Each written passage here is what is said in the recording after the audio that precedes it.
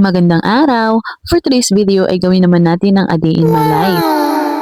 At dahil bakasyon na, kaya ko nang gumising ng tanghali na walang iniisip na estudyante. Alas 7 na nga ito ng umaga pero tinatamad pa rin akong bumangon. Kung nakikita nyo, ako na lang ang naiwan mag-isa dito sa kama namin dahil ang mag-ama ko ay nasa labas na. Syempre kapag bagong gising ka nga, tutulala ka muna dyan.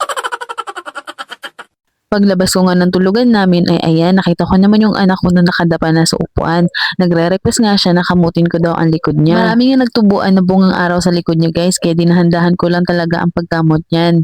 Ayaw pa nga sana niyang patigilan ang pagkamot ko sa likod niya guys, pero pinagalitan ko na. At dahil tambak na nga ang labahin ko, kaya ito binawasan ko muna. Ay inam naman, ngayon ko lang nakita sa video. Ngayon ko lang nakita na nag-i-edit ako, nakita ko yung mga shunting nakasampay doon sa CR namin.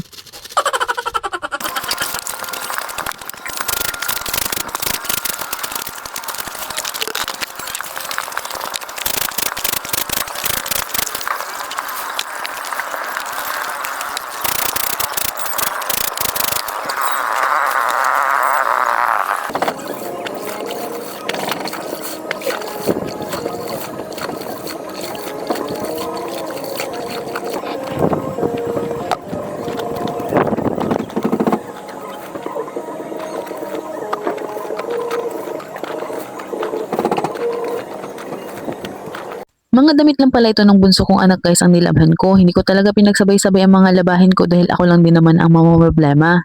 Kapag kasi sobrang dami ang nilabhan ko, talagang sumasakit na yung likod ko. Syempre, 30 na tayo.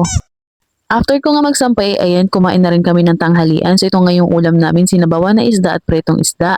For sure, madami na naman ang makakain ko nito dahil talagang preskong-presko itong isda na nahuli ng asawa ko.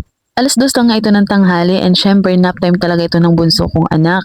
Hindi talaga nawawala sa routine namin ang pagtulog niyo ng tanghali guys. Natutulog din ba ang mga anak niyo sa tanghali mga mi?